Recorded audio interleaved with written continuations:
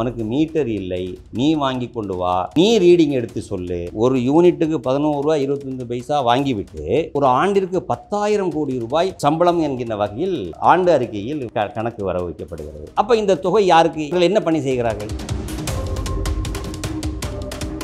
35,000 கோடி ரூபாய் செலவு பண்ணி ஒரு 3 கோடி மீட்டர் வாங்குறதுக்கு போன வருஷம் தான் டெண்டர் போட்டார்.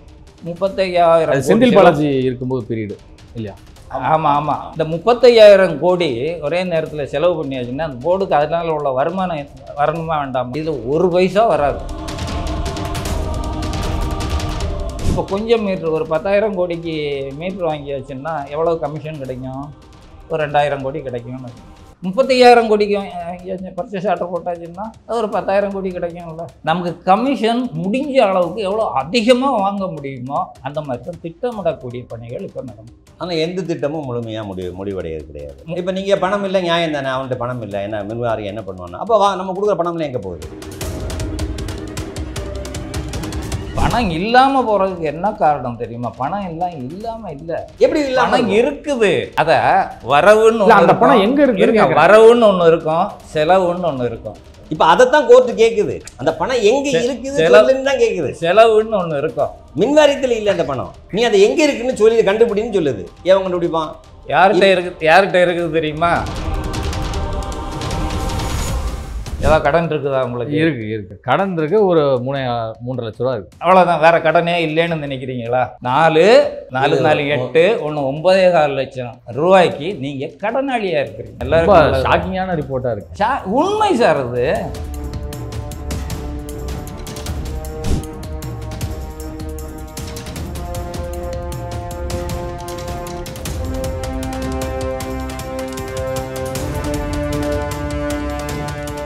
கியூப் தமிழ் நேயர்களுக்கு வணக்கம். நான் உங்கள் சங்கீத்வன். நமது நையப்படை சிறப்பு நிகழ்ச்சி நம்மோடு இருக்கக்கூடிய சிறப்பு விருந்தினர்கள் முன்னாள் மின்சார வாரியத்துறை ஊழியர்கள் மதிப்பிற்குரிய திரு செல்வராஜ் மற்றும் நீலகண்டன் அவர்கள். வணக்கம் சார். வணக்கம். எப்படி சார் இருக்கீங்க? டேஞ்சன் கோல இப்போ ரீசெண்டாக வந்து ஒரு அறிவிப்பு வந்து இருக்கு. இந்த அறிவிப்பு அப்படிங்கிறது வந்து பார்த்தீங்கன்னா கன்சியூமருக்கு ஒரு ஷாக்கான நியூஸாகவும் இருக்குது. அதில் நான் கேட்கணும்னு என்ன நினைக்கிறேன் அப்படின்னா, டேஞ்சன் கோல உண்மையாகவே மின்மீட்டர் தட்டுப்பாடு வந்து ஏற்பட்டிருக்கா? ஆமாம், நீங்கள் சொன்னது சரிதான். எப்படின்னா அது நுகர்வோருக்கு வந்து நல்லது செய்வதாக அந்த அறிவிப்பு தெரியும். மேலோட்டமாக பார்க்கும்போது மின்வாரியத்தில் வந்து மீட்டர் தட்டுப்பாடு இருக்கிறது. ஸோ அதை வந்து அதனால் நுகர்வோர் பாதிக்கப்படக்கூடாது என்கின்ற ஒரு நல்ல எண்ணத்தின் அடிப்படையில் அந்த உத்தரவு பிறப்பித்திருக்கிறார்கள் என்று மேலோட்டமாக பார்ப்பது எல்லோருக்கும் புரியும். நீங்கள் நுகர்வோரே வாங்கி கொடுத்து விட்டீர்கள் என்றால் உங்களுக்கு காலதாமதத்தை தவிர்த்து விடுவோம், மீட்டரை மாற்றி கொடுத்து விடுவோம் என்று அவர்கள் சொல்லியிருக்கிறார்கள். அப்படி அவங்க சொல்லப்பட்டதுக்கான முக்கியமான காரணம் மின் மீட்டர் தட்டுப்பாடு. இந்த அறிவிப்பு வந்ததனுடைய நோக்கமே மின் மீட்டர் தட்டுப்பாடு இருப்பதால் நாங்கள் இந்த ஒரு ஆலோசனையை முன்மொழிகிறோம். நீங்கள் வாங்கி கொடுக்கலாம், விரும்பினால் நீங்கள் வாங்கி கொடுக்கலாம், இல்லை என்றால் நாங்களே எங்களுக்கு மீட்டர் வந்தவுடன் நாங்கள் அதை மீட்டர் மாற்றுகிறோம். இதற்காக அவர் சொல்லப்படுகின்ற காரணம் வந்து தமிழ்நாடு மின்சார ஒழுங்குமுறை ஆணையம் எங்களுக்கு ஒரு இதற்கான ஒரு டைரக்ஷனை கொடுத்திருக்கிறது. அதன் அடிப்படையில் தான் நாங்கள் இந்த உத்தரவை பிறப்பிக்கிறோம். இது வந்து மேலோட்டமாக எல்லோரும் யார் பார்த்தாலும் அது நுகர்வோருக்கு நல்ல விஷயம்தான் என்று தோன்றும். ஆனால் அப்படி இல்லை. எப்படி அது இல்லை, மக்களே வந்து போய் அவங்க விருப்பப்படுற மாதிரி மீட்டர் பாக்ஸ் வந்து வாங்கிக்கலாம் அப்படிங்கிறது வந்து பார்த்தீங்கன்னா அவங்களுக்கு ஒரு நல்ல விஷயமா தானே பார்க்கப்படுது. ஆமாம், நல்ல விஷயம்தான். அவர்களே வந்து போய் மீட்டர் வாங்குறது போல, அதே போல் மின் தட்டுப்பாடு வந்தால் அவர்களே போய் மின்சாரத்தையே வாங்கி கொண்டு கொடுத்தாலும் நல்லதாக தான் இருக்கும் இல்லையா? அப்படி தானே? அப்படி நம்ம பார்க்கலாமே. ஒரு மின் தட்டுப்பாடு வந்திருக்கு. மினிஸ்டர் கூட மார்ச் 1 ஒரு தமிழ்நாடு அரசினுடைய செய்தி வெளிப்பாடு சொல்லுது, மின் தட்டுப்பாடு 4,500 மெகாவாட்டுக்கு மின் தட்டுப்பாடு இருக்கிறது, அதனால் நாங்கள் வெளிச்சந்தையிலிருந்து வாங்குகிறோம் என்று. வெளிச்சந்தையில் வாங்கி நீங்கள் ₹1 ₹2 கமிஷன் அடிக்கிறதை விட பொதுமக்களே அந்த ₹1 எடுத்துக்கொள்ளட்டுமே. 4,500 மெகாவாட்டுக்கு நீங்கள் மின்சாரம் வாங்கும்போது நீங்கள் 2,000 கோடி ரூபாய் வாங்குகிறவர்கள் கொள்ளையடிப்பார்கள். அதற்கு ஒரு புரோக்கரேஜ்னு சொல்லலாம், பல காரணங்கள் பல விஷயங்களை அதுக்கு நியாயப்படுத்தலாம். இதை மக்களே வாங்கி கொடுக்கட்டுமே, வாங்கி கொடுத்தா நல்லா தானே இருக்கும். ஸோ இது எல்லோருமே எல்லா விஷயமே ஏன் இந்த தட்டுப்பாடு வருகிறது, எதற்காக மக்கள் வாங்கி கொடுக்க வேண்டும், அந்த விஷயத்தை நம்ம பார்த்தோம் என்றால் இந்த அறிக்கை இந்த உத்தரவு அபத்தமானது என்று தெரியும்.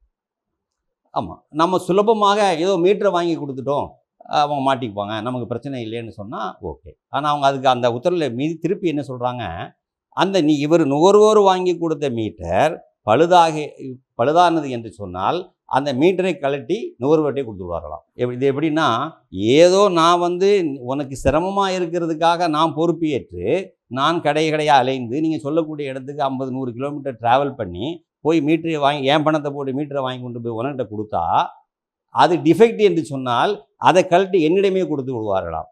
அப்படி என்றால் நான் அந்த மாதம் ஒரு 3 நாள் லீவ் போட வேண்டும். எனக்கு சம்பளம் இல்லை, வேலை பார்க்க முடியாது இல்லையா. அந்த மீட்டரை எடுத்து கொண்டு போய் அந்த எங்கே வாங்கினனோ அந்த கம்பெனிக்கு கொண்டு போய் கொடுத்து அவர்கள்ட்ட வந்து நல்ல மீட்ரு வாங்க வேண்டும். அவன் அவ்வளோ சுலபமாக கொடுப்பானா? என்ன பிரச்சனைன்னு கேட்பான். இவன் அறிக்கை கொடுப்பானா? ஸோ இது ஒரு நிர்வாகத்தை கொண்டு போய் ஒட்டுமொத்த நிர்வாகத்தையுமே சாமானிய ஒரு பொதுமக்களிடம் சுமத்துவது என்பது நீங்கள் அந்த கோணத்தில் தான் இந்த விஷயத்தை பார்க்க வேண்டும். இது ஏற்புடையதில்லை. அதனால் வரக்கூடிய டிஃபிஷியன்சி இன் சர்வீஸ் அப்படின்னா சேவை குறைபாடு. இந்த சேவை குறைபாடுகளுடைய அனைத்து சுமைகளையும் நுகர்வோர் தலையில் கட்டி விடுவார்கள். நிர்வாகம் தப்பித்துக் கொள்ளும். இந்த மின்துறை நிர்வாகம் இந்த பணிகளை செய்வதற்காக என்று மட்டுமே தான் கட்டமைக்கப்பட்டிருக்கிறது. அவர்களுக்கான அனைத்து என்ன சொல்வது ட்ரைனிங் இல்லையா, அவங்களுக்கு அந்த பணியை தொடர்ந்து மீட்டருங்கிறது வந்து ஆதி காலத்தில் இருந்து இன்னைக்கு வரைக்கும் என் மின் மீட்டர் தான், ரைட். அதனுடைய தொழில்நுட்பம் வேண்டுமானால் மாறி இருக்கலாம். எப்படி வாங்க வேண்டும், என்னென்ன விதத்தை நாம் என்னென்ன விஷயங்களை நாம் கவனம் செலுத்த வேண்டும், ஒரு மீட்டர் பழுதானால் என்ன செய்ய வேண்டும், சப்ளையரிடமிருந்து எப்படி நாம் இழப்பீடு பெற வேண்டும், இது எல்லாமே வந்து ஒரு நிர்வாகம் சார்ந்த ஒரு கட்டமைப்பு. அதுக்கான ஒரு உத்தரவுகள், அறிவுறுத்தல்கள், விதிகள் எல்லாம் வகுக்கப்பட்டிருக்கிறது. அப்போ அந்த விதிகளை அவர்கள் தான் ஃபாலோ கடைபிடிக்க வேண்டும். அதை விட்டு நுகர்வோரை கையை காட்டும்போது இந்த விதிமுறைகளிலிருந்து மாறிவிடுகிறார்கள். இவர்கள் ஒதுங்கிக் கொள்கிறார்கள். நிர்வாகம் வந்து தன்னை தற்காத்து கொள்ளுகிறது, ஒட்டுமொத்தமாக வெளியேறிவிடுகிறது.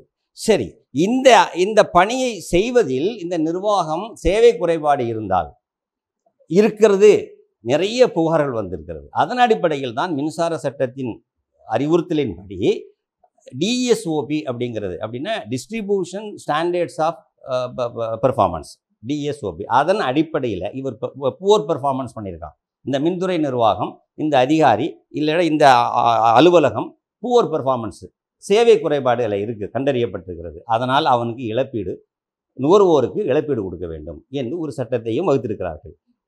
இப்பொழுது மீட்டர் வாங்கி கொடுப்பது அது நல்ல மீட்டரா பழுதான மீட்டரா, அது எவ்வளவு காலத்திற்குள் அவன் வாங்கி தர வேண்டும், அந்த கம்பெனி நுகர்வோர் இப்போ செல்லும் போது அந்த மீட்டர் அங்கே இருக்கிறதா, இதை எல்லாவற்றையும் பார்க்குற போது அந்த காலதாமதம் வந்து அந்த இழப்பீடுங்கிறத கட்டுப்பாட்டுக்குள் வரதில்லை. அப்போ நிர்வாகம் அதிலிருந்தும் தப்பித்துக் கொள்ளுகிறது. ஸோ இப்போ ஒரு மீட்டர் பாக்ஸ் ஒருத்தவங்க வந்து மக்கள் வந்து தங்களுடைய மின் பயன்பாட்டுக்கு ஒரு புதுசாக ஒரு கனெக்ஷன் கொடுக்குறாங்க அப்படின்னா வாங்கும்போது அந்த டெஸ்டிங்லாம் பண்ணுவாங்கல்ல. ஆமாம். ஸோ அதெல்லாம் வந்து இதில் இருக்கா? ஸோ அவங்க மீட்டர் வந்து அவங்க டெஸ்ட் பண்ணுறாங்க, அந்த இன்ஸ்ட்ரக்ஷன் கொடுத்துருக்குறாங்க. அவங்க வந்து ரேண்டம் செக் நாங்கள் டெஸ்ட் பண்ணுவோம், டெஸ்ட் பண்ணி நாங்கள் ஓகே சொன்ன மீட்டர் தான் நீங்கள் சேல்ஸுக்கு கொண்டு வரணும் சொல்லியிருக்காங்க.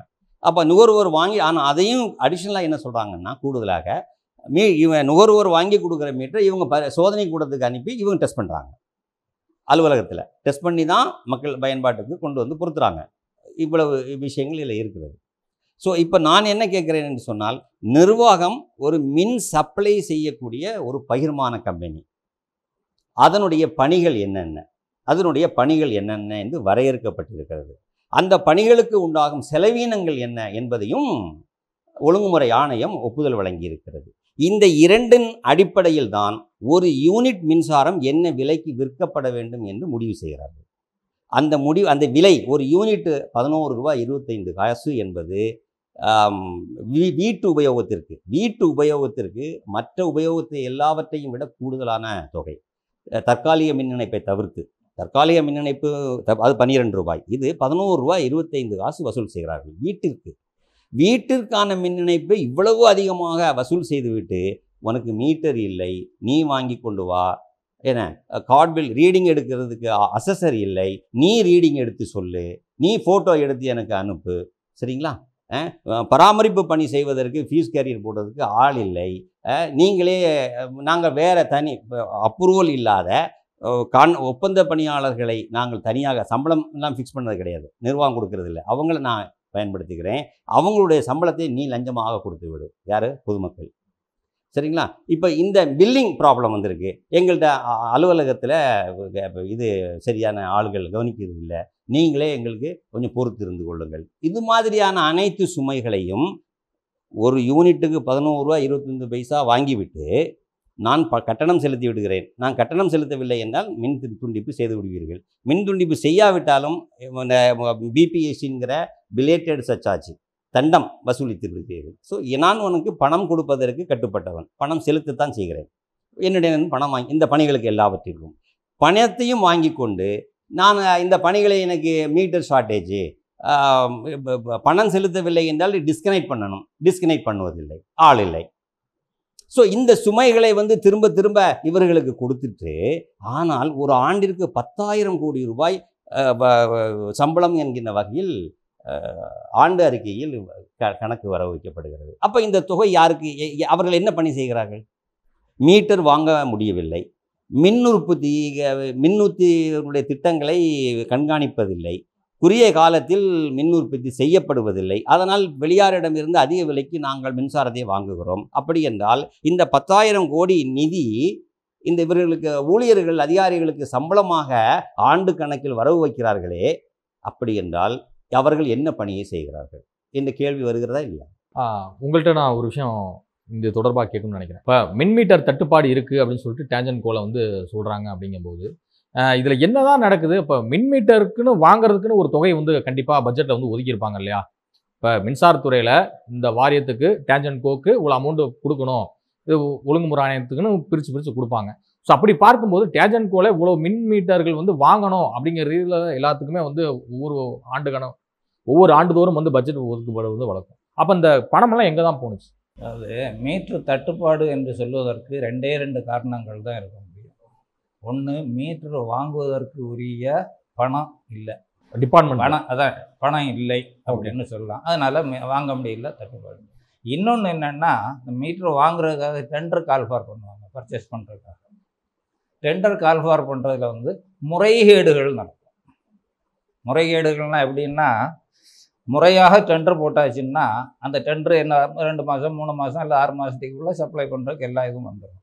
இவங்க முறைகேடுகள் பண்ணுறதுனால என்ன ஆகுதுன்னா, யாராவது ஒருத்தர் கோர்ட்டுக்கு போய் ஒரு ஸ்டே வாங்கிட்டு அந்த டெண்டர் ப்ராசஸ் பண்ண முடியாமல் நின்று போயிடும். அந்த முறைகேடு இல்லாமல் இருந்தால் அந்த யாரும் கோர்ட்டுக்கு போக முடியாது இல்லை. இன்னைக்கு நடக்கிறது தான். ஒன்று, டெண்டரை போட்டுட்டு பணம் இல்லைங்கிறத மறைக்கிறதுக்காக வேண்டி டெண்டரை போட்டுட்டு ஒருத்தனை தப்பாக செய்து ஒருத்தனை கோர்ட்டுக்கு போய் சொல்கிறது. அது இவங்களே எல்லாம் ஐடியா கொடுப்பாங்க. அந்த டெண்டர் யார் போடுறானோ அவன் அதெல்லாம் யோசிப்ப அவசியமே இல்லை, இவங்களே ஐடியா கொடுப்பாங்க, இப்படியெல்லாம் பண்ணு அப்படின்னு சொல்லிட்டு. அந்த மாதிரி சிச்சுவேஷனில் இருக்குது. இப்போ மீட்டரை கன்சியூமர் நேரடியாக வாங்கணும்னு சொல்கிறாங்க. சார் சொன்னார் சில பகுதிகள். இன்னும் அதில் இருக்கிற முக்கியமான அம்சம் என்னென்னா, அந்த கன்சியூமரை எப்படி கஷ்டப்படுத்த போகிறாங்கங்கிறது இன்னும் கொஞ்சம் தெளிவுபடுத்துறதா இருந்தால், ஒரு ரீஜியனுக்கு ஒரு மண்டலத்துக்கு 2 கடைகள் குறைந்தபட்சம் திறக்கணும்னு இருக்குது. ஓகே, இந்த வாரியம் கொடுத்துருக்கக்கூடிய இன்ஸ்ட்ரக்ஷன். ஒரு ரீஜியன்லாம் ஒரு 2-3 மாவட்டம் வருங்களா? மண்டலம்னா ஒரு 3 வட்டங்கள் அல்லது 4 வட்டங்கள் இருக்கும். உதாரணத்துக்கு ஒன்று சொல்கிறேன்னா, திருநெல்வேலி ரீஜியன் மண்டலம் ஒன்று இருக்குது, ஒரு எக்ஸாம்பிள். ஆமாம், திருநெல்வேலியில் திருநெல்வேலி வட்டம், தூத்துக்குடி வட்டம், விருதுநகர் வட்டம், கன்னியாகுமரி வட்டம், இந்த 4 வட்டங்கள் இருக்குது. இந்த இவ்வளவு பெரிய ஏரியாவில் 2 கடை தான் அவன் வைக்கணும், கடைக்காரன். ஒருவேளை திருநெல்வேலியில் ஒரு கடை அல்லது தூத்துக்குடியில் ஒரு கடை அல்லது விருதுநகரில் ஒரு கடை, ஏதோ 2 இடத்துல 2 இடத்துல. இந்த கன்னியாகுமரி மாவட்டத்தில் இருந்து வாங்க வருவாங்க இல்லை ஒரு கன்சியூமர், அவன் எவ்வளோ தூரம் ட்ராவல் பண்ணணும் தெரியுமா? நாகர்கோவிலுக்கும் திருநெல்வேலிக்குமே 80 கிலோமீட்டர். கன்னியாகுமரி மாவட்டத்துக்குள்ளே உள்ள யாராவது வாங்கினோன்னா அது ஒரு 40 கிலோமீட்டர். ஆக குறைந்தபட்சம் திருநெல்வேலி கடைக்கு ஒரு கன்சியூமர் வரணும்னா 120 கிலோமீட்டர் ட்ராவல் பண்ணி வாங்கி கொண்டு போய் அங்கே இருக்கக்கூடிய அந்த எம்ஆர்டின்னு ஒரு இவங்க இருக்குது, அவங்க கையில் கொண்டு போய் கொடுக்கணும். கொடுத்தா மீட்ரு நல்லா இருந்ததுன்னா பிரச்சனை இல்லை. மீட்ரு சரியில்லைன்னு சொன்னால் இந்த கன்சியூமர் கையில் தூக்கி கொடுத்துருவாங்க. என்ன பண்ணணும், அந்த கன்சியூமரு மறுபடியும் 120 கிலோமீட்ரு திருநெல்வேலிக்கு கடை எடுக்கணும். வாங்கிட்டு அவங்க கொடுக்குற மீட்ரு அவன்கிட்ட இருந்தால் கொடுப்பான், இல்லைன்னா ஒரு வாரம் கழித்து வாங்காமல். அதுதானே நடக்கும். ஸ்டாக் இல்லைன்னா அந்த மாதிரி மறுபடியும் எடுத்துகிட்டு போகணும். அது நல்லா இருந்ததுன்னா பிரச்சனை இல்லை. நல்லா இருக்கா இல்லையாங்கிறத செக் பண்ணுறதுக்கு முன்னாடி வந்து வாரியத்தில் எம்ஆர்டி லேப்னு ஒன்று வச்சுருந்தாங்க. அங்கே சில பணிகள் லேபரேட்டரி வச்சு அதெல்லாம் டெஸ்ட் பண்ணி நல்ல மீட்டரை மட்டும் எடுத்து இது சர்வீஸுக்கு கொடுப்பாங்க. மக்களுக்கு இப்போ அந்த சிஸ்டத்தை அபாலிஷ் பண்ணிட்டாங்க. ஏன்னா அங்கே நிறைய பேர் வேலை செய்கிறாங்களாம். பூர்ணலிங்கம்னு ஒரு சேர்மேன் வந்தார். அவர் மண்டையில் உதிச்சதுனால ஒரு விங்கையே காலி பண்ணிட்டார். அதனால இன்னைக்கு நிறைய பிரச்சனைகள் இருந்துகிட்டு இருக்குது. அந்த மாதிரி சிச்சுவேஷன் ஒன்று வரும். இப்படி வரும்போது இந்த கன்சியூமர் என்ன பண்ணுறது? சரி, அதே மாதிரி டிஃபெக்ட் ஆயிடுச்சுன்னா அதுக்கு பின்னாடி சர்வீஸில் இருக்கும்போது டிஃபெக்ட் ஆயிடுச்சுன்னா மறுபடியும் கலட்டி நம்ம கையில் கொடுத்துருவாங்க. நீயே வச்சுக்க, நீ வாங்கி கொடுத்த மீட்டரை நீயே வச்சுக்க. அப்புறம் என்ன பண்ணுறது? இப்போ நம்ம வாங்கி கொடுக்குற மீட்டர்ல தானே ரீடிங்லாம் வந்து எடுப்பாங்க. ஆமாம், அதில் தான் எடுப்பாங்க. எவ்வளோ யூனிட் பயன்படுத்தியிருக்காங்க அப்படின்னு சொல்லிட்டு. அப்புறம் என்ன பிரச்சனை இதில்? இன்னொரு முக்கியமான இதை ஏன் கவர்மெண்ட்டே செய்யறது என்ன பிரச்சனை? அதான் இதில் இன்னொரு முக்கியமான விஷயம் என்னன்னா, 35,000 கோடி ரூபாய் செலவு பண்ணி ஒரு 3 கோடி மீட்டர் வாங்குறதுக்கு போன வருஷம் தான் டெண்டர் போட்டாங்க. ஸ்மார்ட் மீட்டருங்க போட்டாங்க. 35,000 செந்தில் பாலாஜி இருக்கும்போது பீரியடு இல்லையா? ஆமா ஆமா, செந்தில் பாலாஜி பாலாஜி இன்னொரு தான் இருக்கிறாரு. ஓகே, ஆமா. இல்ல செந்தில் பாலாஜி அமைச்சராக இருக்கும்போதுன்னு சொல்றேன் சார். இல்லை, 35,000 கோடி இப்போ போர்டில் பணம் இல்லை, பண கஷ்டம்னு சொல்கிறாங்க. எதுக்கு ஒரே நேரத்தில் 35,000 கோடி செலவு பண்ணணும்? இந்த 35,000 கோடி ஒரே நேரத்தில் செலவு பண்ணியாச்சுன்னா அந்த போர்டுக்கு அதனால் உள்ள வருமானம் வரணுமா வேண்டாமா? இதில் ஒரு பைசா வராது. ஏன்னா அந்த மீட்டரை பழைய மீட்டரை எடுத்து மாத்திரம் இப்போ வந்து வரும். மீட்டர் தூக்கி போட்டு நல்லா இருக்கிற மீட்டரை எல்லாம் குப்பையில் தூக்கி போட்டுட்டு 35,000 கோடி செலவு பண்ணி செய்ய போகிறாங்க. அதை செய்யலாம், செய்ய வேண்டியதுதான். புது தொழில்நுட்பம் தேவைதான். கொஞ்சம் கொஞ்சமாக பண்ணுங்களேன், அதில் என்ன கஷ்டம்? இன்னைக்கு இந்த டிநகர் டிவிஷனில் அது இன்ட்ரடியூஸ் ஆயிடுச்சு, ஏற்கனவே செயல்பட்டு இருக்கு. இந்த டிவிஷனுக்கு மட்டும், இந்த கோட்டத்தில் மட்டும் செயல்பட்டு. அது மாதிரி கொஞ்சம் கொஞ்சமாக பண்ணுங்க. அப்படி பண்ணும்போது என்னன்னா, இந்த 50 யூனிட் 100 யூனிட்டுக்கெல்லாம் அந்த மீட்டர் இப்போதைக்கு மாட்டணும்னு அவசியம் இல்லை. அதுவே கிட்டத்தட்ட 100-200 யூனிட் வரையில் யூஸ் பண்ணுறவங்களே கிட்டத்தட்ட 1.5 கோடி கன்சியூமர் இருக்கிறாங்க. அதிகமாக கன்சியூம் பண்ணக்கூடிய கன்சியூமர் இருக்கிறாங்க பார்த்தீங்களா, லட்சக்கணக்கில் பணம் கட்டுறவங்க. அந்த மாதிரி ஆளுகளை கொஞ்சம் கொஞ்சமாக ஃபேஸ் டிமாண்டில் மாற்றிட்டு வாங்களேன். இது இந்த மாதிரி செய்யலாங்கிறது எல்லாருக்கும் தெரியும். இப்போ கொஞ்சம் மீட்ரு ஒரு 10,000 கோடிக்கு மீட்ரு வாங்கியாச்சுன்னா எவ்வளோ கமிஷன் கிடைக்கும்? ஒரு 2,000 கோடி கிடைக்கும்னு. 35,000 கோடிக்கு பர்ச்சேஸ் ஆர்டர் போட்டாச்சுன்னா ஒரு 10,000 கோடி கிடைக்கும்ல. நமக்கு கமிஷன் முடிஞ்ச அளவுக்கு எவ்வளோ அதிகமாக வாங்க முடியுமோ அந்த மாதிரி தான் திட்டமிடக்கூடிய பணிகள் இப்போ நடந்தது. ஆனால் எந்த திட்டமும் முழுமையாக முடிவடைகிறது கிடையாது. எந்த திட்டமும் முடியாது. அது நோக்கம் இல்லை அவங்களுக்கு. அது கமிஷன் வாங்கணும். ஏன்னா 35,000 பணம் இல்லை. இப்போ நீங்கள் பணம் இல்லை, நியாயம் தானே. அவன்கிட்ட பணம் இல்லை, என்ன மின்வாரி என்ன பண்ணுவாங்க? அப்போ நம்ம கொடுக்குற பணம்லாம் எங்கே போகுது? என்கிட்டன்னு பணம் வாங்கிடுறீங்க. ஆள் இல்லைன்னு சொல்லக்கூடாது. என்கிட்ட சொல்லவே கூடாது. லேபருக்கு சம்பளம் இல்லை. லேபர் வந்து ஏன் கதவை தட்டிட்டு, சார் எனக்கு போஸ்ட்டில் ஏறி நான் ஃபீஸ் போட்டேன், எனக்கு சம்பளம் கிடையாது, நீங்கள் எனக்கு பார்த்து கொடுங்கன்னா, அப்போ மின்வாரி எதுக்கு இருக்குது? வெட்கப்படணும். அந்த அதிகாரிகள் வெட்கப்பட வேண்டும். 1.5 லட்ச ரூபா 2 லட்ச ரூபா 30,000 கோடி ஒதுக்கியுமே 3 லட்ச ரூபா சம்பளம் வாங்குறாங்க. அப்போ இது எதுவுமே செய்ய தெரியல, செய்ய முடியலன்னு சொன்னா அவன் எதுக்கு அந்த சம்பளம் கொடுத்தவனை வைக்கணும்? வெளியே அனுப்பிடல, வீட்டுக்கு அனுப்பிடலாமே.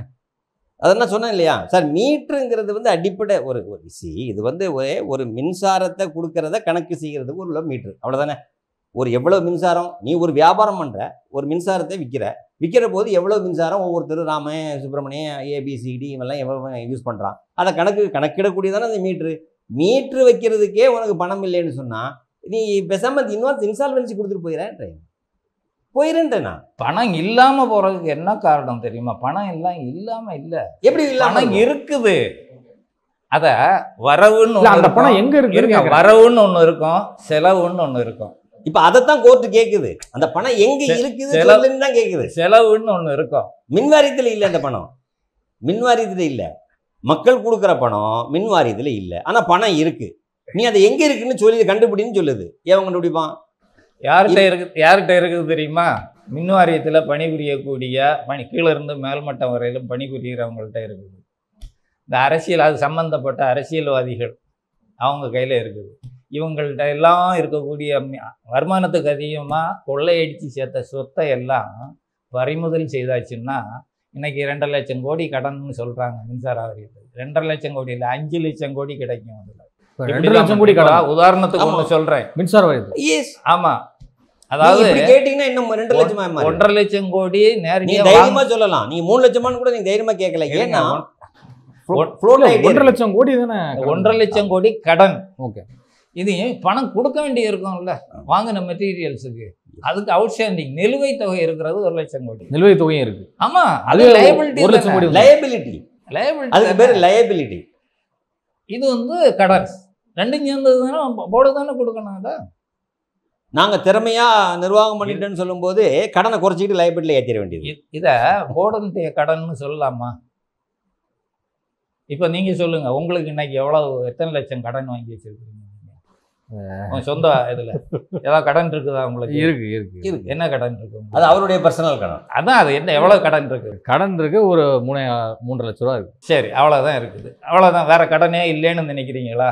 என்னுடைய பர்சனல் வாழ்க்கையில எனக்கு 3 லட்ச ரூபா இந்த 2.5 லட்சம் சொல்றேன் பார்த்தீங்களா, இந்த 2.5 லட்சம் ரூபாயை கடனை திருப்பி கட்ட வேண்டியது யார்? கவர்மெண்ட், அந்த மின்சார வாரியம். பாத்தீங்களா? மின்சார வாரியத்துக்கு ஏது வருமானம்? வருமானம் பொதுமக்கள்கிட்ட இருந்து தானே போகணும். இப்போ 2.5 லட்சம் கோடி லயபிலிட்டி இருக்குதுன்னா அந்த 2.5 லட்சம் கோடியும் பொதுமக்கள் தான் இட்டு நிரப்பணும். அதுக்கு என்ன பண்ணுவாங்க? பொதுமக்கள்கிட்ட இருந்து வசூல் பண்ணுறதுக்கு இந்த வரின்னு சொல்கிறாங்க, அதே மாதிரி இவங்கள்ட்ட இருந்து யூனிட் ரேட் ஏற்றணும். இன்னைக்கு 5 ரூபா இபி கணக்குல இவர் 50,000 ரூபா, நீங்க 4 லட்சமா வச்சுக்கீங்க. இருக்க சொல்கிறேன். அது மாதிரி இருக்கும்போது கிட்டத்தட்ட ஒரு குடும்பத்துக்கு 1.25 லட்சம் ரூபா கடன். நீங்கள் சொன்னீங்கல்ல 3.5 லட்சம்னு, இது ஒன்று சேர்த்துதுங்க. 1.25 நான் 50,000 சொன்னேன். 1.25 லட்சம் ரூபா கடன். ஏன்னா 2.25 லட்சம் குடும்பங்கள் தான் இருக்குது. இந்த குடும்ப அட்டைகள் கொடுத்துருக்கு 2.25 கோடி தானே கொடுத்துருக்குறாங்க. 2.25 கோடி என்னமோ இது மட்டும்னு நினச்சிக்காதுங்க. கடன் 1.25 லட்சம் தான் இருக்குதுன்னு நினச்சிக்காதுங்க. தமிழ்நாடு அரசு ஒரு பட்ஜெட் போடும் பார்த்தீங்களா, இதோட போடும்போது எவ்வளவு? 9 லட்சம் கோடி கடன். அது யாரு? உங்கள் தலையில் தானே விடியுது. அதுக்கு எவ்வளோ வரும்? அது ஒரு 4 லட்சம். 4 1.25 5.25 ஆச்சு இல்லை. இன்னும் ஒன்று இருக்குது தெரியுமா, மிகப்பெரியது, 165 லட்சம் கோடி. எது? மத்திய அரசு 165 லட்சம். 40 லட்சம் குடும்பங்கள் இருக்குன்னா அது ஒரு 4 லட்சம். 4 4 4 8 ஒன்று 9.25 லட்சம் ரூபாய்க்கு நீங்கள் கடனாளியாக இருக்கிறீங்க. ஞாபகத்தில் வச்சுக்கோங்க. என்னமோ 3.5 லட்சம்னு ரொம்ப பெருசாக நினச்சிட்டு இருக்கிறீங்க.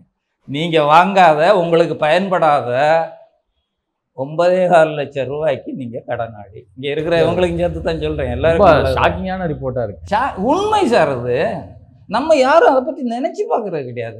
இது கவர்மெண்ட்டு தானே பார்த்துட்டு போகுது. ஸோ எங்கள்கிட்ட வந்து மாட்டி ஷார்ட்டேஜ் இருக்கிறதுனால நீங்கள் வாங்கி கொடுக்குறீங்கன்னு நீங்கள் பெருந்தன்மையாக அதை எடுத்துக்கிறீங்க. நம்ம எடுத்துக்கிறோம் இல்லையா? நமக்கு ஏன் பர்சனல் 3.5 லட்சம் கோடி தான், எனக்கு 3.5 லட்சம் ரூபா தான் கடன் இருக்குது. அது இது கூட நம்ம பார்க்குறதே இல்லை. பரவாயில்ல, நம்ம 1000 ரூபா தானே ஒரு மீட்ரு, அதை வாங்கி கொடுத்துருமேன்னு நம்ம பெருந்தன்மையாக நினைக்கிறோம். எனக்கு இதுக்கு என்ன ஏதாவது நியாயம் இருக்கா? இல்லை. ஏன்னா நான் என்னுடைய ரொம்ப சிம்பிளான விஷயம் என்னென்னா, மின் கட்டணத்துக்கு நான் பணம் கொடுத்துட்றேன். மின்சார வாரியம்ங்கிறது வந்து ஒரு நிறுவனம், கம்பெனி ஆக்டில் ரெஜிஸ்டர் பண்ண ஒரு நிறுவனம், சரிங்களா? அது நீங்கள் நிறைய பேர் என்ன நினச்சிட்டு இருக்காங்கன்னா, ஃப்ரீ எலக்ட்ரிசிட்டி கொடுக்குறாங்க, பாவம் அந்த நிர்வாகம் கஷ்டப்படுது, அப்படிலாம் எதுவுமே கிடையாது. மக்கள் பணம் கொடுத்து தான் ஃப்ரீ எலக்ட்ரிசிட்டி. மக்கள் பணம் தான். ஃப்ரீ எலக்ட்ரிசிட்டி இங்கே யாருமே கொடுக்கல. யார் சொன்னால்? ஒருத்தருமே கொடுக்கல. மின்சார வாரியம் ஃப்ரீ எலக்ட்ரிசிட்டிக்காக எந்த ஒரு பைசா, சிங்கிள் பைசாவும் நஷ்டமடையலை.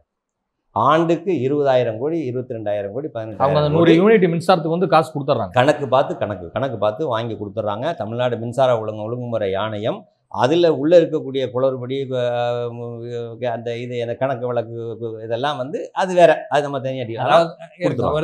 அதாவது அந்த 20,000 கோடி மானியம், அரசு மானியம் கொடுக்குதுன்னு சொல்கிறாருல்ல, அரசு மானியம் கொடுக்கக்கூடிய பணம் யார் பணம்? அரசு மானியம் கொடுக்கக்கூடிய பணம் மக்களுடைய பணம். எஸ். அரசுக்கு ஒன்றும் பணம் கிடையாது இல்லை, பொதுமக்கள் கொடுக்கக்கூடிய பணம் தானே சேர்ந்து இருக்கக்கூடிய. யாரும் ஃப்ரீயாக பண்ணல. யார் பணம்? அரசு ஃப்ரீயாக கொடுக்குதா? அரசு நம்ம பணத்தில் ஒரு பகுதியை எடுத்து கொடுக்குறாங்க, அவ்வளோதான். எது ஃப்ரீன்னு சொன்னாலும் உண்மையிலேயே இந்த அரிசி ஃப்ரீன்னு சொல்கிறாங்க, இந்த கேஸு மானியம்னு சொல்கிறாங்க. எதை எடுத்தாலும் பொதுமக்களுடைய பணத்தை தான் திருப்பி கொடுக்குறாங்க.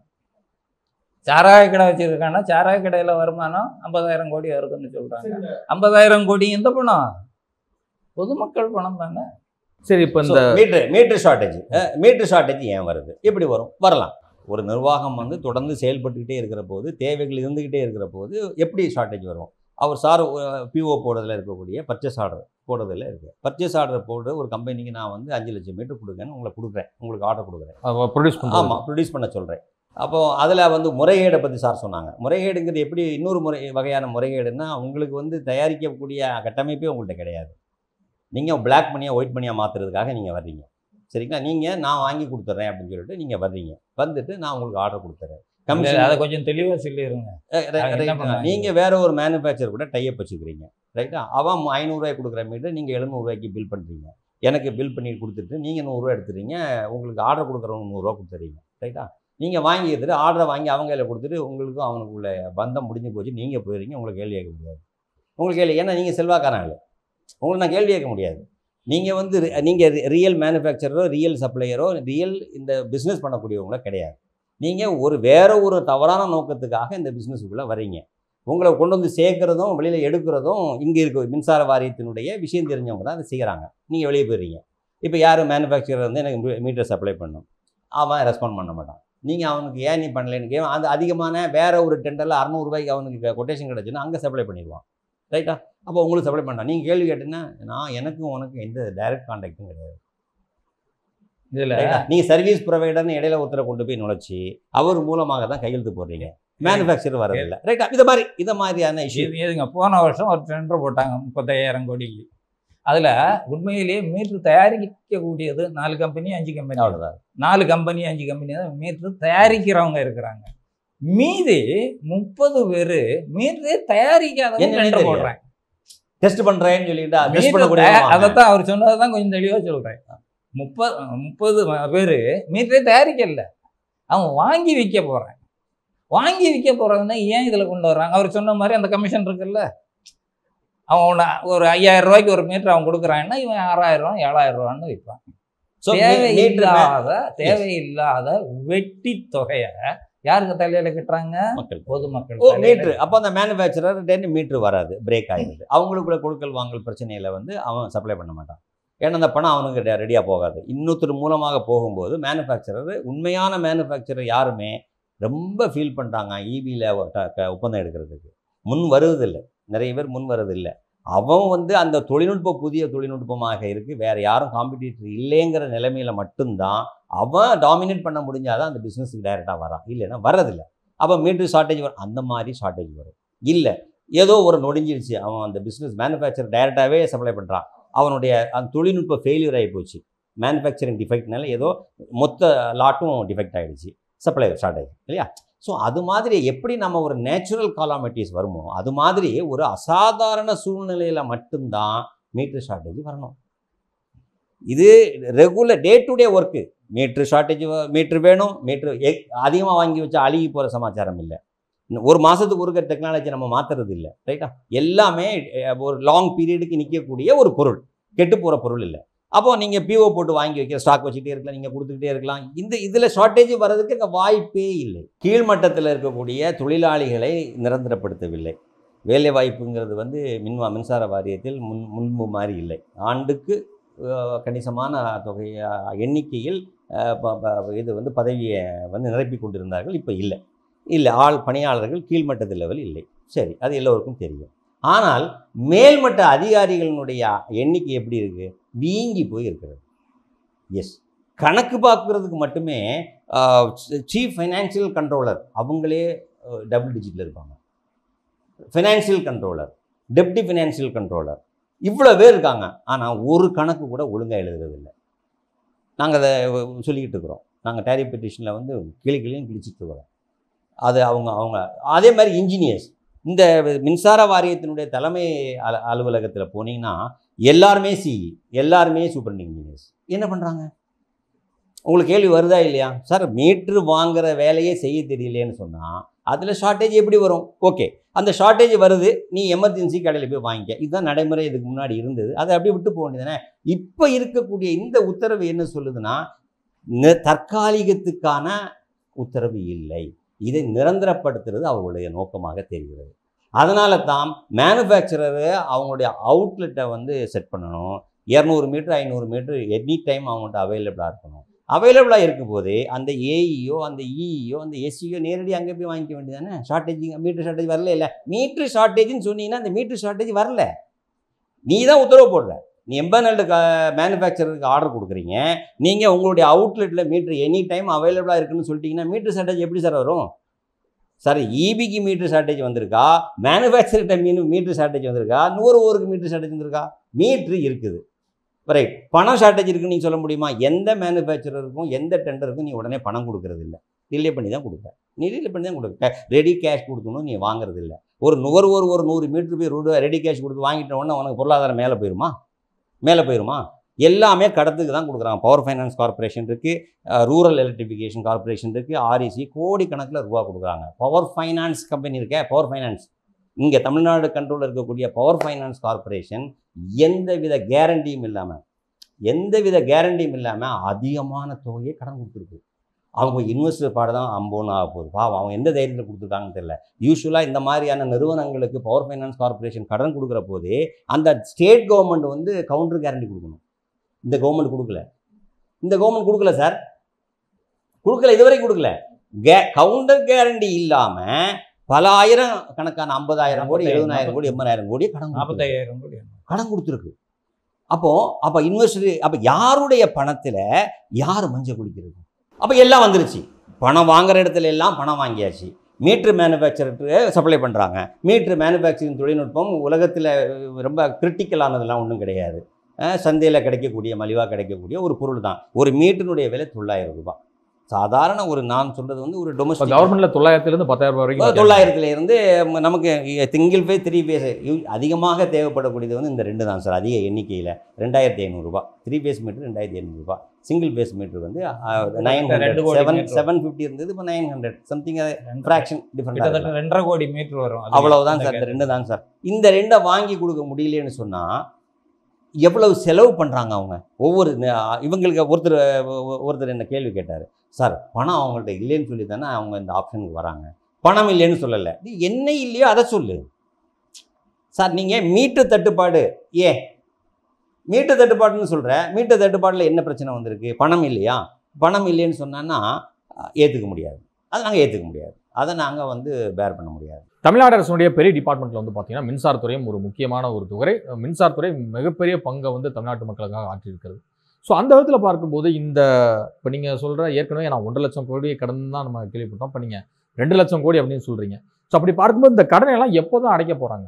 எப்போ நீங்கள் இப்போ 3 ரூபாய்க்கு ஒரு யூனிட் வாங்குறீங்களோ, ஒரு யூனிட் 30 ரூபான்னு நீங்கள் வாங்க ஆரம்பிச்சிங்கன்னா அப்போ அடைச்சிடும். அப்போ அடைச்சிரும்னு உறுதியெல்லாம் சொல்லலாம். இல்லை தப்பா சொல்கிறேன், நான் ஏற்றுக்க மாட்டேன். இல்லை சார், நான் ஏற்றுக்கவே மாட்டேன். இருங்க நான் சொல்லி முடிச்சுக்கிடுறேன். அடைச்சிரும், ஆனால் அடைச்சிருவோன்னு சொல்கிறது தான், ஆனால் நாங்கள் அடைக்க மாட்டோம். இந்த 3 ரூபாயிலேருந்து 30 27 ரூபா அதிகமாக வாங்குறாங்கல்ல, அதை நாங்கள் எடுத்துகிட்டு போயிடுவோம். இதுக்கு ஒரு உதாரணமே இருக்குது. இப்போ 2022 ஒரு டேரிஃப் ரிவிஷன் போட்டாங்க. அதில் வந்து 20,000 கோடி ரூபா வருமானம் அதிகப்பட்டிருக்குது. அந்த டேரிஃப் ரிவிஷன் வர்றதுக்கு முன்னாடி வாரியத்தினுடைய துண்டு விழுந்த தொகை எவ்வளோன்னா 9,000 கோடி. அந்த வருடத்துக்கு 22க்கு முன்னாடி உள்ள வருஷத்துக்கு துண்டு விழுந்த தொகை 9,000 கோடி. இப்போ அதுக்கப்புறம் அந்த டேரிஃப் ரிவிஷன் வந்ததுனால 20,000 கோடி அதிகமாக வருமானம் வந்துடுச்சு. அப்படின்னா இந்த வருஷம் துண்டு விழலாமா? போன வருடத்தில் இருந்த 9,000 கோடியும் கழிச்சிட்டு வேணா 11,000 கோடி சர்ப்ளஸ் இருக்கணும் இல்லை? இப்படி தானே எல்லோரும் நினைப்பாங்க. ஆனால் என்ன கணக்கு தெரியுமா?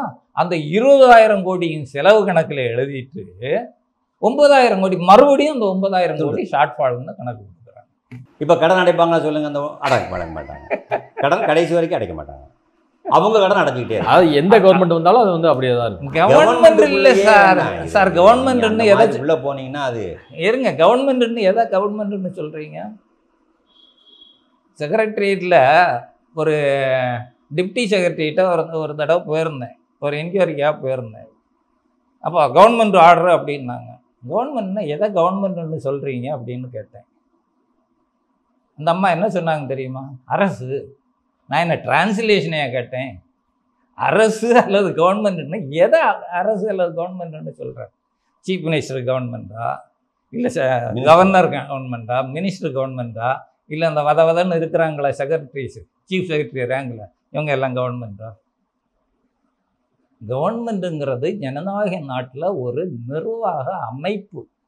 அந்த நிர்வாக அமைப்பில் அதுக்கு சொந்தக்காரர் யார்? பொதுமக்கள் தான்.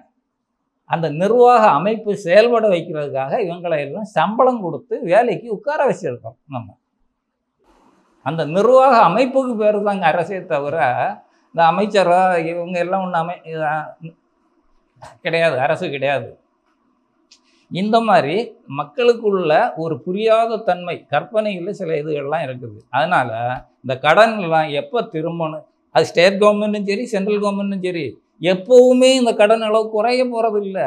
ஒவ்வொரு வருஷமும் அது இன்க்ரீஸ் ஆகி போயிட்டே தான் இருக்கும், வேற ஒரு விஷயம் தான் இருக்கும். இந்த மீட்டர் விஷயத்தில் வந்து என்ன பாதிப்பு வரும் அப்படிங்கிற நேரடியான பாதிப்பு சொல்கிறேன். இதை ஏன் நாங்கள் இதை ஏற்றுக்க முடியாதுன்னு சொல்கிறதுக்கு அடிப்படை காரணம் என்னென்னா, இந்த மாதிரி நிர்வாகத்தினுடைய தவறுகள், இயலாமை, இவைகள் எல்லாமே எந்த வகையிலும் எந்த ஒரு பணியாளரோ மின்வாரியத்தினுடைய பணியாளரோ அதிகாரியோ இழப்பு அவங்களுக்கு இல்லை. அவங்க எந்த வகையிலையும் பாதிக்கடையில்லை. அவங்களுக்கு வருடம் வருடம் ஆண்டு உயர்வு, சம்பள உயர்வு கிடைக்கிது, பதவி உயர்வு கிடைக்கிது, எல்லா சலுகைகளும் அவங்களுக்கு கிடைக்கிது. அப்போ இது சேவை குறைபாடு அதிகமாயிட்டே இருக்கு. சேவை குறைபாடு கொள்ளையடிக்கிறதும் அதிகரிச்சுட்டே போகுது. இல்லீகல் பணமும் அதிகமாயிட்டு தான் இருக்கு, குறையவே இல்லை, அதிகமாயிட்டு இருக்கு. அப்படி வரும்போது மக்களுக்கு என்ன நீங்களாம் சொல்றது சூறையாடப்படுகிறதா? சூறையாடப்படுகிறது, தினம் தினம் அவர்லி பேசிஸில் சூறையாடப்படுகிறது. ஓகே, அப்போ அந்த மீட்ரு மாற்றுவதில் காலதாமதமாகிறது. இப்போ இந்த ரெஸ்பான்சிபிலிட்டி உங்கள் கையில் கொடுத்துட்டேன், நீங்கள் மீட்ரு வாங்கி கொண்டு கொடுங்க. நீங்கள் தயாராக இருப்பீங்க, உங்கள் சௌகரியத்துக்கு வேணும், அவன் சௌகரியமாக இருக்கணும், மீட்ரு அவைலபிளாக இருக்கணும், 100 கிலோமீட்டர் 150 கிலோமீட்டர் ட்ராவல் பண்ணி வாங்கிட்டு வரணும், கொடுக்கணும், டிஃபெக்ட் இருந்துச்சுன்னா திருப்பி அனுப்புவான், அதில் டாக்குமெண்ட்லாம் வாங்கிட்டு வரணுமா? எப்படி எனக்கு இன்ஸ்ட்ரக்ஷன் கொடுக்குறான். நான் ஒரு சாமானிய, எனக்கு மீட்டர்னே என்னென்னே தெரியாது, அவன் கொடுக்குறதை இவங்க கொடுக்க போகிறேன், அதில் நீ அந்த டாக்குமெண்ட் சர்டிஃபிகேட்லாம் நீ வாங்கிட்டு வானியா, அந்த சர்டிஃபிகேட் அவன் டைரெக்டாக அனுப்பக்கூடாதான்? எவ்வளவு மோசமான ஒரு நிர்வாகம்ங்கிறதுக்கு இதை நீங்கள் அந்த படித்து பாருங்கள், தயவுசெய்து படித்து பாருங்கள், உங்களுக்கு அதனுடைய ஆழம் புரியும். இவன் அவ்வளோ பேருமே படித்தவர்கள், அவ்வளோ பேருமே அதிகாரிகள், அவ்வளோ பேருமே லட்சக்கணக்கில் சம்பளம் வாங்குகிறவர்கள். அனைத்து நிர்வாக பணியையும் சாமானியின் தலையில் சுமத்தி விட்டு இவன் ஒய்யாரமாக ஓசி சோறு சாப்பிட்ற மாதிரி ஓசியிலே உட்கார்ந்து சம்பளத்தையும் வாங்கி கொண்டு அதற்கு மேலே கும்படமும் கொள்ளையும் அனுபவித்து கொண்டு பதவி உயர்வு கேட்டு போராட்டம் நடத்துகிறார். சரி, நுகர்வோர் என்ன பாதிக்கிறாங்க நான் சொல்றேன். இல்லை, இதில் இன்னொரு அயோக்கியத்தனத்துக்கு கூட வாய்ப்பு இருக்குது. எல்லாருக்கும் தெரியும், மின்சார வாரியத்தில் ஒரு சர்வீஸ் வாங்கினோன்னா யாருக்காவது வாய்க்கரிசி போட்டால் தான் நடக்கும்னு தெரியும். இப்போ நீங்கள் மீட்ரு இல்லைன்னு மீட்ரு கடையில் வாங்கி கொடுக்குறீங்க. வாங்கி கொடுத்தீங்கன்னா அவன் கேட்பான், நான் இந்த மீட்டரெல்லாம் தூக்கிட்டு இங்கே எல்லாம் போகணும், எனக்கு நிறைய செலவாகும், எனக்கு கூட ஒரு 5000 ரூபா கொடுன்னு கேட்பான். வாய்ப்பு இருக்குது. நீங்கள் பணம் கொடுக்கலன்னு வைங்க, என்ன ஆகும் நினைக்கிறீங்க? அந்த மீட்ரு எம்ஆர்டியில் டெஸ்ட் பண்ணி ஓகேன்னு கொடுக்கணும்ல, அதில் வந்து டிஃபெக்ட் இன்னும் பர்பஸாகவே போட்டு கொடுப்பாங்க சார். நம்ப முடியாமல் இருக்கலாம், நம்ப முடியாமல் இருக்கலாம். அந்த அளவுக்கு படும் மோசமான அயோக்கியத்தனம் தான் இன்னைக்கு நடந்து. நீங்கள் இந்த பேரத்திற்கு உடன்பட்டீர்கள் என்று சொன்னால் மட்டும்தான் மீட்டர் இல்லை என்ற தகவலே உங்களுக்கு தெரிவிக்கப்படும். அந்த உத்தரவில் இன்னும் சொல்லலை சார். மீட்டர் டிஃபெக்ட் அப்படிங்கிறதோ மீட்டர் இல்லை என்கின்ற தகவலை எப்படி கன்ஃபார்ம் பண்ணணுமா? அவங்க அலுவலகத்தில் கன்ஃபார்ம் பண்ணிக்கணுமா மீட்டர் இருக்கா இல்லையான்னு தெரிஞ்சுக்கணுமா? அப்புறம் சிஇஎம்எம்கிட்ட கேட்கணுமா? இந்த சென்னை ஹெட் குவார்ட்டர்ஸில் இருக்காங்க தலைமை பொறியாளர் கொள்முதல் பிரிவு, அந்த கொள்முதல் பிரிவிட்ட வந்து கேட்கணுமா? இன்னைக்கு காலையில் எழுந்திரிச்ச உடனே ஐயா மீட்டர் இருக்கா, அவர் இல்லைன்னு சொல்லுவாராம். அதுக்கப்புறம் அவங்கள்ட்ட சொல்லணுமா? எப்படி தமிழ்நாடு மின்சார வாரியத்தினுடைய கட்டுப்பாட்டில் 2400 2500 பிரிவு அலுவலகங்கள் இருக்குது. அவ்வளோ பேரும் கேட்கணுமா? ஏன் இவன் சொல்லக்கூடாதா? அந்த கேள்வி எழுதா இல்லையா? அதில் உத்தரவில் இருக்குது சார். நீ வேக்கன்சி இல்லை, நீ ஷார்ட்டேஜுங்கிறத நீ என்கிட்ட என்ஷூர் பண்ணிக்கணும், நான் சொல்ல மாட்டேன். அப்படியே நீ என்ஷூர் பண்ணதுக்கப்புறம் நீ நுகர்வோருக்கு எப்படி தெரிவிப்ப? அது அங்கே இல்லை, சைலண்ட் ஆகி விட்டாங்க. அப்போ அவன் என்ன பண்ணுவான்? யார் ப்ரையாரிட்டியில் காசு கொடுக்குறாங்களோ, யார் அவனுக்கு அனுகூலத்துமாக இருக்கிறாங்களோ அவங்களுக்கு தகவலை கொடுப்பான், நீ மீட்ரு வாங்கிட்டு வா. மற்றவங்களுக்கு மீட்ரு வரல, ரைட்டா? சரி, சீனியாரிட்டி எப்படி? இது எவ்வளவு அபத்தம்ங்கிறத நான் சொல்கிறேன். அதனுடைய தீவிரத்தை அறிஞ்சு தான் நான் திருப்பி இந்த விஷயத்தை நான் அழுத்தி சொல்லிக்கிட்டே இருக்கிறேன். எப்படி சீனியாரிட்டி? மீட்ரு யார் வாங்கி கொடுத்தாங்களோ அவங்களுக்கு சீனியாரிட்டியா. அப்போது நீ தகவலை நீ வேணும் வேண்டுங்கிற பாரபட்சமாக தகவலை கொடுப்ப, அவன் வசதிக்கு பணம் இருக்கிறவன் நேர போய் வாங்குவான், பணம் இல்லாதவன் பணத்தை அரேஞ்ச் பண்ணிட்டு போய் வாங்குவான், அவன் பின்னாடி வருவான், அவனுக்கு சீனியாரிட்டி பின்னாடி. ஒரு மின் இணைப்பு வேண்டி பணம் கட்டினவன் சீனியாரிட்டி இங்கே எடுத்துக்கிறது இல்லை. மீட்ரு யார் வாங்கி கொடுத்தாங்களோ அவன் சீனியாரிட்டி எடுத்துக்கிறாங்க. அப்போ இது வயலேஷனா? லஞ்சம் ஊழலுக்கு வழிவகுக்கு தான். சரிங்களா? ஸோ மீட்டர் டிஃபெக்ட் அதே மாதிரி யார் சொல்கிறது? அவனுக்கு எப்படி தெரியும் நுகர்வோருக்கு? ஏதாவது ப்ரொசீஜர் ஃபாலோ பண்ணுறீங்களா? நீங்கள் இருக்கா? சொல்லியிருக்காங்களா? இல்லை. சரி, ஏதோ சொல்லிட்டீங்க, நான் மாற்றுறோம் இல்லை நீ வாங்கி தரணும்னு சொல்லுவீங்களா? அதுலேயும் இதே பிரச்சனை.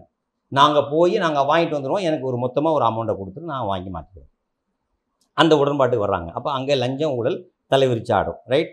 சரி, அவனுக்கு சொல்லலை, 4 மாதம் 5 மாதம் ஆயிடுச்சு. என்ன நடக்கும்? நிர்வாகத்துக்கு எந்த கவலையும் கிடையாது சார். நிர்வாகத்துக்கு பணம் வராதுங்கிற எந்த கவலையும் கிடையாது. ஏன்னா இன்னைக்கு இருக்கக்கூடிய கம்ப்யூட்டர் ப்ரோக்ராமிங்கில் வந்து பில்லை தீட்டிடுவாங்க, எஸ்கேப்பே ஆக முடியாது. ஆவரேஜுங்கிற ஒரு கான்செப்டில் போன வருடம் அதுக்கு முந்தின வருடம் நீ யூஸ் பண்ண ஹையஸ்ட் என்ன இருக்குமோ அதை போட்டு 4 மாதத்துக்கு 4 பில்லிங் சைக்கிளுக்கு 80,000 ரூபா பணம் கிட்ட சொன்னாலும் ஆச்சரியப்படுறதுக்கு இல்லை. ஸோ பணம் வந்துடுது. ரைட்? அப்போ மீட்ரு மாற்ற வேண்டாம், மீட்ரு ரெடி பண்ண வேண்டாம், ஆள் இல்லைன்னு கவலைப்பட வேண்டாம், ரீடிங் எடுக்கலைன்னு கவலைப்பட வேண்டாம், எதுவுமே செய்ய வேண்டாம். எல்லாமே பொறுப்பையும் மக்களிடம் சுமத்தி விட்டு அதனால் ஏற்படக்கூடிய இழப்புகளையும் மக்கள் மீது சுமத்தி விட்டு நாங்கள் ஒய்யாரமாக குஜாலாக பணத்தையும் சம்பளத்தையும் கொள்ளையையும் அணித்து கொண்டு இந்த மின்வாரியத்தை இவர்கள் எதற்கு? அவ்வளோதான். இதுவரை பல்வேறு கருத்துக்களை நீங்கள் இருவரும் வந்து எங்கள் மீடியாவில் பகிர்ந்து கொண்டமைக்கு மிக்க நன்றி சார். நன்றி.